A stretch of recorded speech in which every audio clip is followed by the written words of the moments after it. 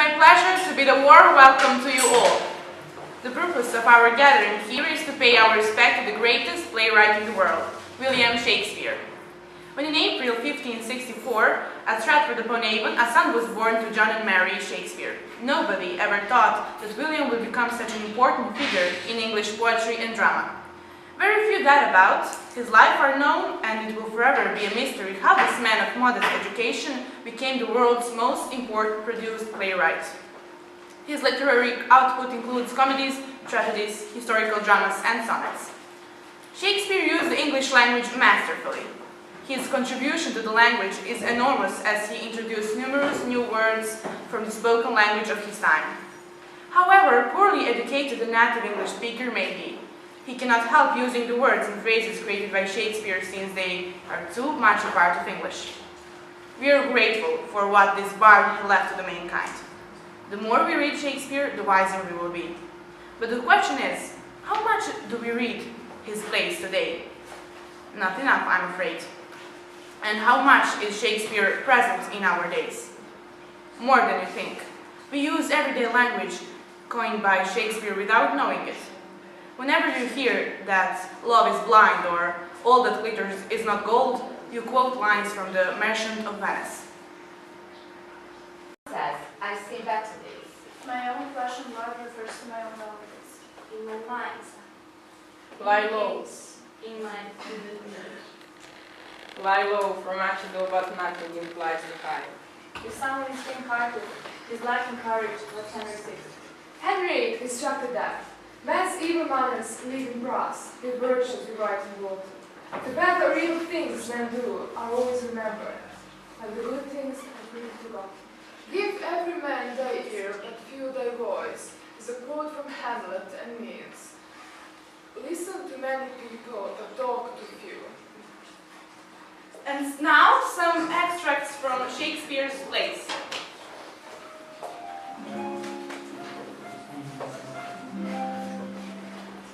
All the world's a stage, and all the men and women merely players. They have their exits and their entrances, and one man in his time plays many parts, his act being 7 ages. At first the infant, mewing and puking in a nurse's arms. A little whiny schoolboy, with his satchel and shining morning face, creepy like a snail and bringing you to school. And then the lover, shining like a furnace with a woeful ballad, made to his mistress I love. Then a soldier, full of strange oaths and beer like a pub, jealous and honor, sudden and quick in the crowd, seeking the above reputation even in the cannon's mouth. And then the justice, in fair round belly, with good cape and line, with eye severe and beard of formal cut, full of eye sauce and modern instances, and so he plays his part. The 6th age shifts into the lean and slipper pantaloon, with spectacles on nose and pouch on side, his youthful hose well saved, a world too wide for his shrunk shank, his big manly voice turning again towards childish treble, pipes and whistles in his sample. The last scene of all that ends this strange, eventful history is second childishness and mere oblivion. Sense teeth, sense eyes, sense taste, sense everything.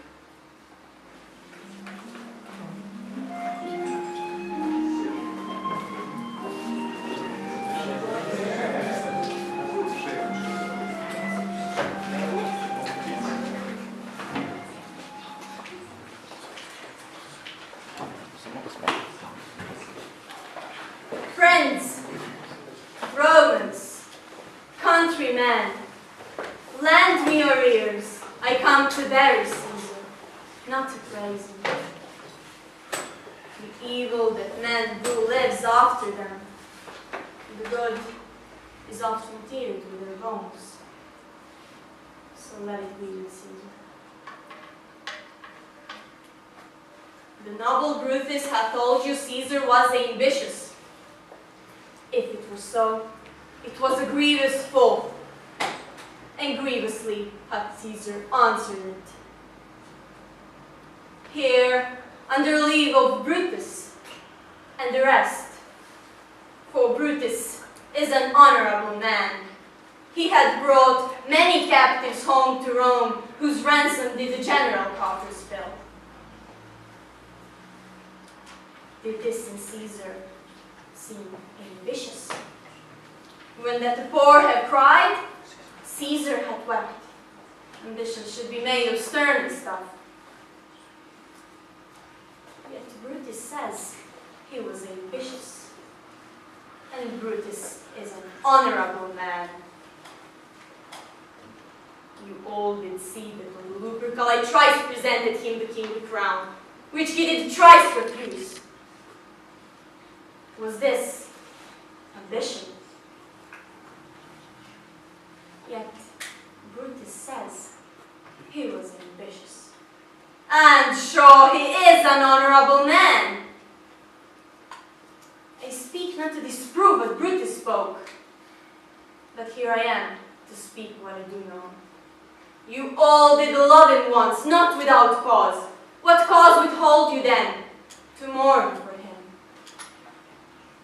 Oh, judgment, thou art fleet to British beast, and men have lost their reason.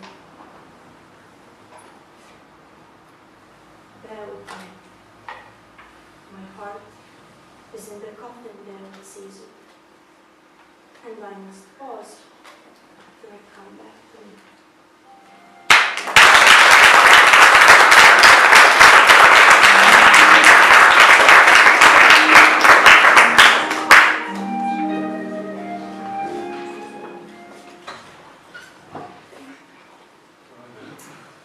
The quality of mercy is not strained.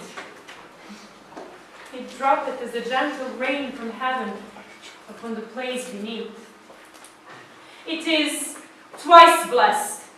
It blesses him that gives and him that takes. This mightiest in the mightiest, it becomes the throne monarch better than his crown. It is in a tribute to God himself. And earthly power doth then show like as God's when mercy seasons justice.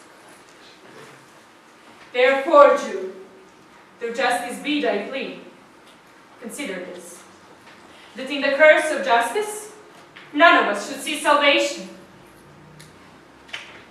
We do pray for mercy, and that same prayer doth teach us all to render the deeds of mercy.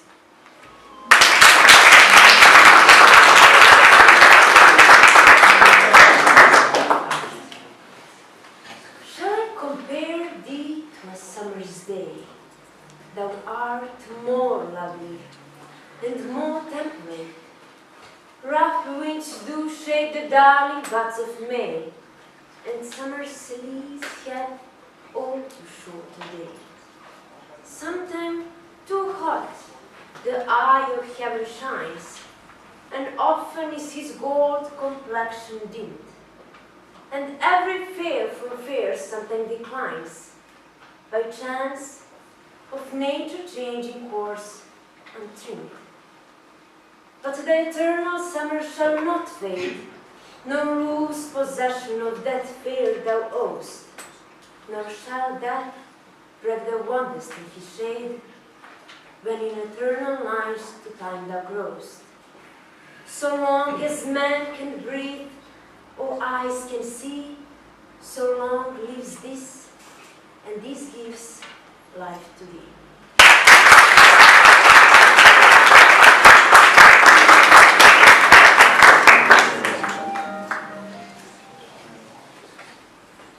Unless my love you do me wrong, to cast me on this courteously, for I have loved you so long, delighting in your call.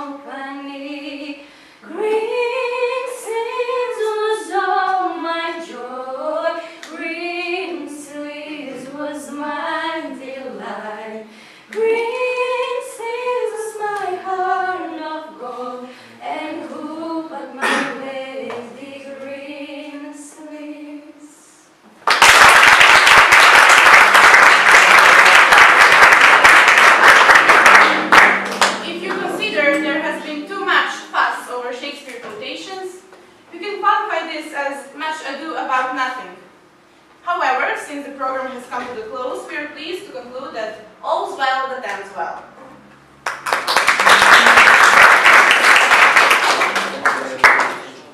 And now, you will witness an adaptation of one of Shakespeare's most famous plays, Romeo and Juliet.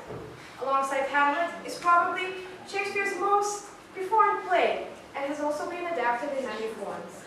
It was so well received by audiences worldwide because of its timeless and universal theme. This is why it did not remain purely a play performed in Britain, being performed in Venice, Verona, and other Italian cities as early as in 1644. Today, it is one of the most translated works of literature right alongside the Bible. Our students have taken the time and effort to adapt Romeo and Juliet's tragic story to the modern world. In this play, you will witness a story about love at first sight, challenged by the lovers' different lifestyles and blood. Juliet is the beautiful daughter of the now very famous politician Donald Trump, who has made his distaste toward non-Americans, and especially immigrants, perfectly clear. So imagine what would happen if Juliet were to fall in love with a charming and sometimes a bit awkward Romeo, who hails from Mexico and has a terrible tendency to get in trouble. Enjoy.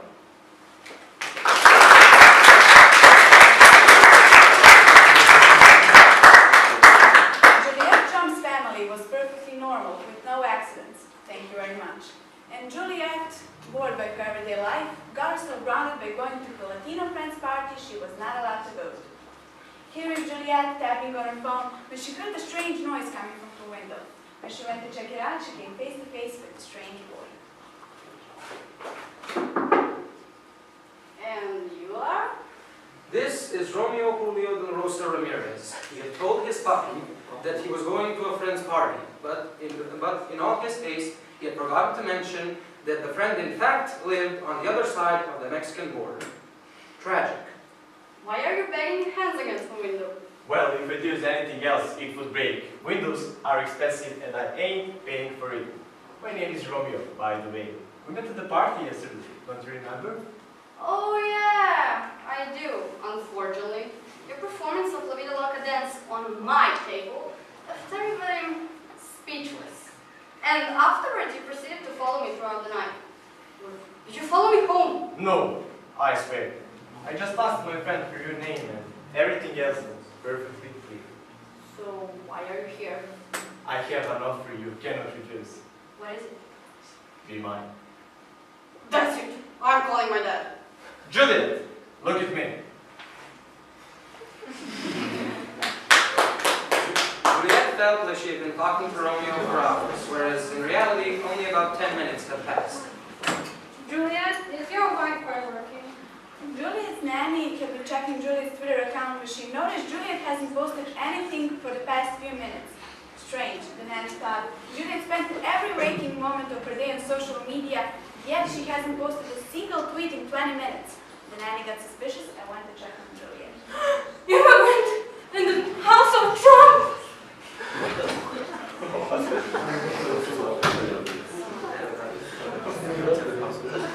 Oh crap.